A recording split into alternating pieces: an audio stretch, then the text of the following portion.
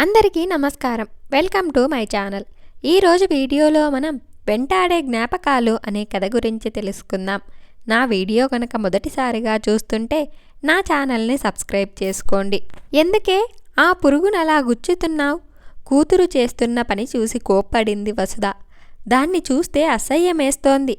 చీపురుతో అవతలికి తోసేయ్, అంతేకాని అలా చెయ్యకూడదు. పాపం వస్తుంది. పాపమంటే దేవుడికి కోపం వస్తుంది. తల్లి కూతుర్ల సంభాషణ పేపర్ చాటు నుంచి వింటున్న భాస్కర్ పేపర్ పక్కన పడేసి, దేవుడు లేదు, దయ్యమూ లేదు, దానికి ఇలాంటి కబుర్లు చెప్పకు అని భార్యని కోప్పడి, సింధు ఇలారా అని కూతుర్ని పిలిచాడు. అన్నయ్య నిన్ను గిచ్చితే ఎందుకేడుస్తావు అని అడిగాడు. నొప్పెట్టదా? అలాగే ఆ పురుక్కి నొప్పెడుతుందన్నమాట. పెడితే పెట్టని, నాకదంటే అసహ్యం నిర్లక్ష్యంగా అంది సింధు. కంగు తిన్నాడు భాస్కర్. వసుధ కలగజేసుకుంది. నాస్తికవాదాన్ని, హేతువాదాన్ని మీ దగ్గరే ఉంచుకోండి. మంచి చెడు తెలిసే వయసొచ్చేదాకా పిల్లలకి ఇలాంటి భయాలుంచక తప్పదు అంది. అని చెప్పానుగా, దేవుడికి కోపం వస్తుందని కూతుర్ని గద్దించింది. దేవుడున్నాడా? ఆ పిల్ల ప్రశ్న. ఉన్నాడు. ఎక్కడ? స్వర్గంలో. అదెక్కడుంది? మనకు కనిపించనంత దూరాన. అక్కడికి వెళ్ళలేము. ఎందుకు? సూర్యుడి దగ్గరికి వెళ్ళగలమా? అలాగే స్వర్గానికి వెళ్ళలేం. ఎవరా దేవుడు? రాముడు. తనకి నమ్మకమున్న పేరు చెప్పింది వసుధ. అల్లా, జీసస్ అనే దేవుళ్ళు కూడా ఉంటారట. వాళ్ళే కాదు, ఇంకా చాలామంది ఉంటారు. వాళ్ళెక్కడుంటారు? స్వర్గంలోనే. అందరికీ ఒకటే స్వర్గమా? వేరు వేరు దేశాల్లాగా వేరు వేరు స్వర్గాలు లేవా? వాళ్ళు మాట్లాడుకుంటారా? రాముడిది మాత్రమే సంస్కృతం. ఎలా మాట్లాడుకుంటారు? వాళ్ళకి ఇంగ్లీష్ వచ్చా? కూతురు అడిగిన ప్రశ్నలకి వసుధ తల గిర్రుమని తిరిగిపోయింది. సింధు చాలా తెలివైన పిల్ల. అప్పుడప్పుడు అల్లరి పనులు చేస్తుంది. చీమల్ని, పురుగుల్ని చంపుతుంది. పక్క పిల్లల దగ్గర తనకి నచ్చినవి ఉంటే తెచ్చేస్తుంది. ఆ పిల్లకి మంచి చెడు చెప్పాలని భార్యాభర్తలిద్దరికీ ఉంది. కానీ ఇద్దరి అప్రోచ్ వేరు. వసుధ దేవుడి పేరు చెప్పి భయపెడుతుంది. భాస్కర్ రీజనింగ్ చెప్పబోతాడు. ఆ పిల్ల తల్లి మాటలకే కొద్దిగా భయపడుతుంది. తండ్రి హేతువాదం ఆమెకి అల్లరి చేసే ధైర్యాన్నిస్తుంది. నన్ను గిచ్చితే అన్నయ్య మీద దేవుడికి కోపం రాదా అని అడిగింది సింధు. వస్తుంది. అందుకేగా నిన్ను కొట్టి పొద్దున గడప తట్టుకొని పడ్డాడు. ఊహూ, పాపమంటే ఏమిటి? మళ్ళీ అదే ప్రశ్న. తప్పు పనులు చేస్తే దేవుడికి కోపం వస్తుంది. మనల్ని శిక్షిస్తాడు. ఏం చేస్తాడు? కళ్ళు పోతాయి. అమ్మో! అప్పటికి తను కావాలనుకున్న ఎఫెక్ట్ సింధులో తేగలిగింది వసుధ. మనుషుల మనస్తత్వాలు పుట్టినప్పట్నుంచి వెళ్లాడుతూనే ఉంటాయి. కొందరిలో స్వార్థం, ఇంకొందరిలో ప్రేమ, మరికొందరిలో కపటం. ఇది వస్తుత ఉంటూ పరిసరాల్ని, పరిస్థితుల్ని బట్టి మరుగున పడతాయేమో వ్యక్తమవటమే జరుగుతుందట. సింధులో స్వార్థముంది. అది స్వార్థమని తెలియని పసితనం. తన కూతురనే మమకారపు ముసుగులోంచి కూడా వసుధ దాన్ని గుర్తించింది. ఇదివరకు మనిషిని, ఇల్లు, తల్లిదండ్రుల సాన్నిహిత్య ప్రభావితం చేస్తే ఇప్పుడు బయటివెన్నో తమ ప్రభావాన్ని చూపుతున్నాయి. టీవీ ముఖ్యంగా. ఏది తప్పో ఏది ఒప్పో తెలిసే వయసు. విచక్షణ వచ్చే లోగానే అవి మనిషి మీద తమ ముద్రని వేసేస్తున్నాయి. ఆ ముద్ర నేపథ్యంలోంచే ఏ విలువేనా ఆవిష్కరించబడేది. సింధుని ఆటకు పంపించి భర్తతో కొంచెం కోపంగానే అంది వసుధ. మా ఇంట్లో నన్ను దేవుడు, పూజలు, పాపపుణ్యాలనే వితరణతోనే పెంచారు. మీతో పెళ్ళయ్యాక ఓ పూజ లేదు, పునస్కారం లేదు. నేను నమ్మే విషయాలు పిల్లలకి చెప్పగలను, కానీ నాకు నచ్చనివి, తెలియనివి ఎలా చెప్పగలను? లోకానికి భిన్నంగా వెళ్తానంటే ఎలాగండి? అక్కడ మీ నాన్నగారు, అమ్మగారైతే నేనేదో మిమ్మల్ని మార్చేస్తాననుకుంటున్నారు. వాళ్ళిక్కడికి రారు. వాళ్ళే కాదు, మీ వాళ్ళింకెవరైనా కానీ, మా అమ్మ వాళ్ళు కానీ ఇక్కడికి రారు. దేవుడి పటం లేని ఇల్లు వాళ్ళకి నచ్చదు. ఎవరు రాకుండా, ఎక్కడికి వెళ్ళకుండా, పండగలు, వేడుకలు ఏవీ లేకుండా ఈ బతుకు నా వల్ల కాదు. ఇహ మీదటైనా మీ పద్ధతులు మార్చుకుంటే సంఘంలో కలుస్తాము. ఆమె మాటల్లో విసుగు, వేదన ఉన్నాయి. నిరసన ఉంది. భాస్కర్ ఏమీ మాట్లాడలేదు. అతని కళ్ళల్లో నీలి నీడలు, ముఖంలో బాధ వీక్షికలు. చిరు అలల్లాంటి ఏవో జ్ఞాపకాల ప్రకంపనలు. ఏ మనిషి తనుగా తనే తయారవడు, తయారు చెయ్యబడతాడు. అలా తయారు చెయ్యబడ్డ అతనికి గతం బాధాకరంగా ఉంటే ఆ బాధ జీవితమంతా వెంటాడుతూనే ఉంటుంది. వర్తమానం ఎంతో ఆహ్లాదకరమైన ఆ గతం అతని చర్మంలో భాగంలాగా, వంటి రంగులాగా శాశ్వతం. భాస్కర్కి అలాంటి గతం ఉంది. ఆ రాత్రి అతను తింటున్నప్పుడు మెతుకులు మేకుల్లా అనిపించాయి. సగంలోనే కంచం ముందు నుంచి లేచాడు. తన మాటలు అతన్ని హర్ట్ చేసి ఉంటాయనుకుంది వసుధ. కానీ కాఠిన్యాన్ని వదల్లేదు.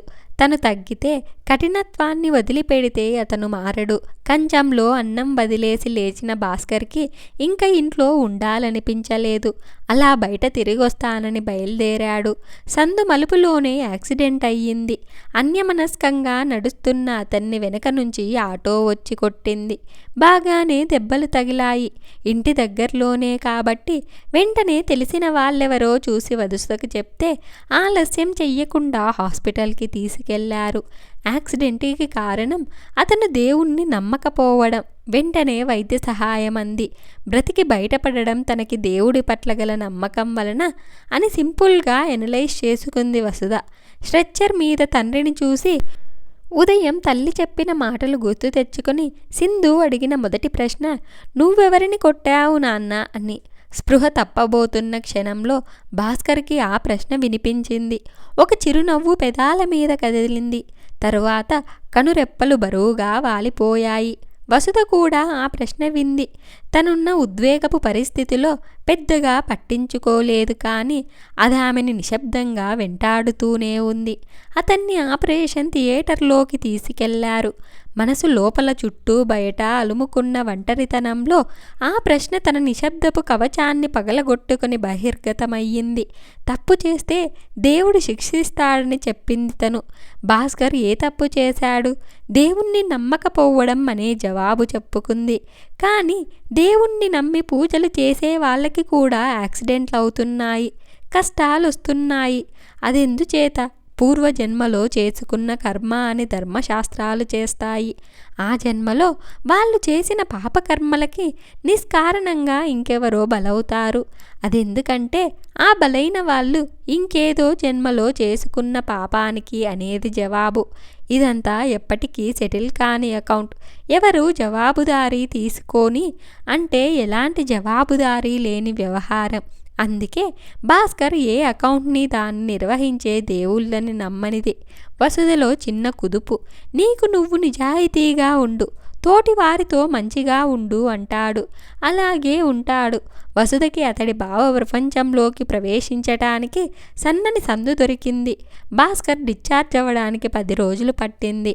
ఇంటికొచ్చాక కూడా మరో 1 నెల రోజులు పూర్తి విశ్రాంతి తీసుకోమన్నాడు డాక్టర్. తండ్రి ఎవరిని కొడితే ఇలా దెబ్బలు తగిలాయన్న ప్రశ్నకి జవాబు వెతుక్కుంటూనే ఉంది సింధు.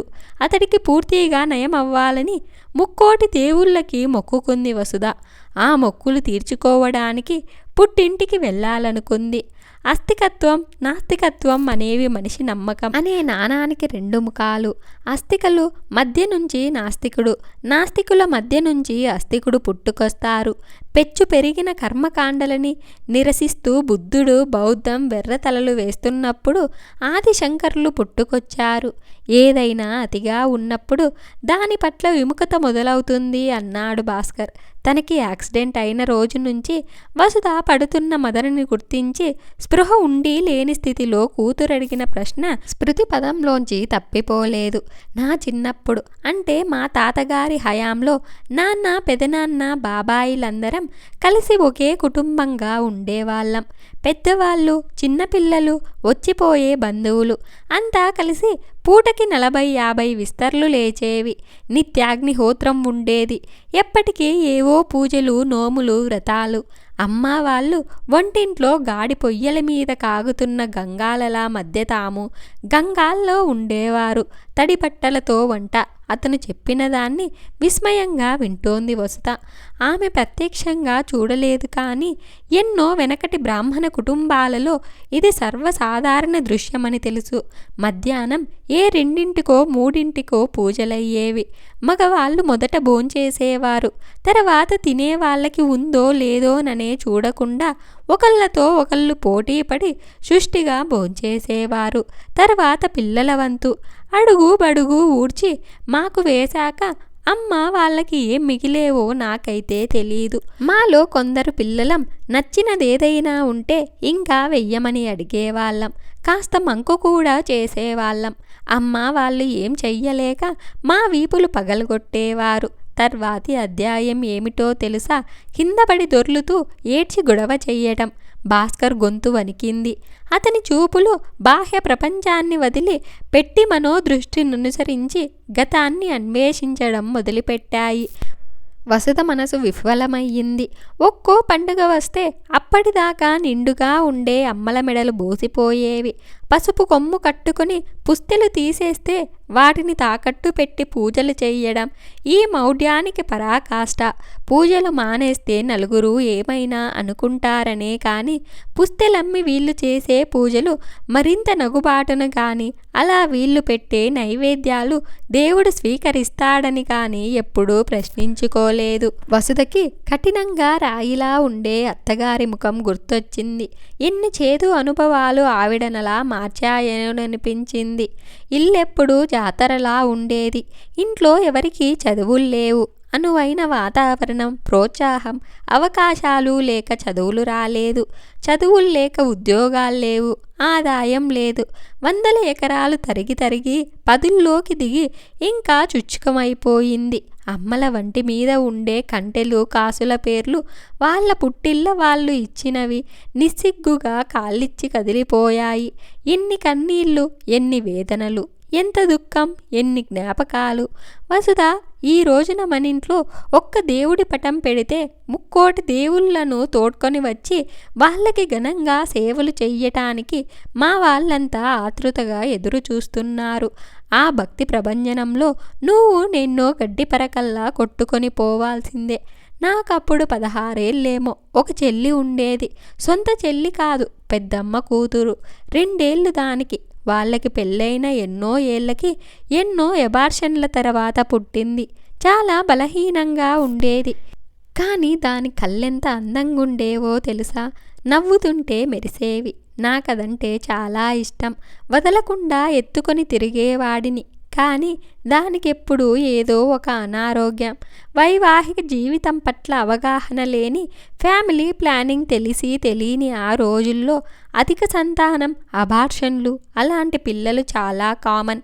అలాంటి ఆల్కాయుష్క్ శిశువుల్లో ఏదో ఒక బలమైన ఆకర్షణ ఉండడం, వాళ్ళు జీవితకాలపు జ్ఞాపకాలుగా చుట్టూ ఉన్నవారిని వెంటాడడం సృష్టి వైచిత్రే. ఆ పసిదాని ప్రభావం భాస్కర్ మీద ఉందా? ఎంతవరకు? వసుధ అతన్ని లోతుగా చూసింది. ఇంట్లో సత్యనారాయణ వ్రతం జరిగింది. వ్రతం పూర్తయ్యేసరికి 3 అయ్యింది. తాతయ్య వాళ్ళు భోజనాలయ్యేసరికి ఇంకో గంట. అందరూ ఆకలికి నల్లలాడిపోతున్నారు. పిలవగానే భోజనాలకి పరిగెత్తాం. చెల్లి నిద్రపోతుంది. ఎప్పుడు నిద్రలోంచి లేచి పాకుతూ వచ్చిందో కింద పడ్డ మెతుకుల్ని ఏరుకొని తింటోంది. తాతయ్య ఏదో మూల నుంచి చూసి వచ్చి అమాంతం దాని వీపు మీద ఒక్కటి చెరిచాడు.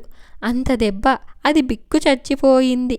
ఏడవాలని తెరిచిన నోరు చాలా సేపటికి గాని మూతపడలేదు. గుక్క తప్పింది. పెద్దమ్మ మడి ఎక్కడో ఉంది.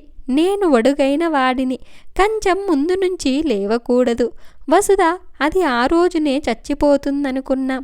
కానీ బతికింది. అయితే ఎన్నాళ్ళో బతకలేదు. 3వ ఏట చచ్చిపోయింది. దానిమీద బెంగతో మంచం పట్టి పెద్దమ్మ మరో 6 నెలలకి పోయింది. పెదనాన్న ఇల్లొదిలిపెట్టి ఎటో వెళ్ళిపోయాడు. అప్పుడు మొదలయ్యింది నాలో ఆలోచన. ఇంతకీ అతడికి పూజలు పునస్కారాల మీద ఎందుకు నమ్మకం లేదు?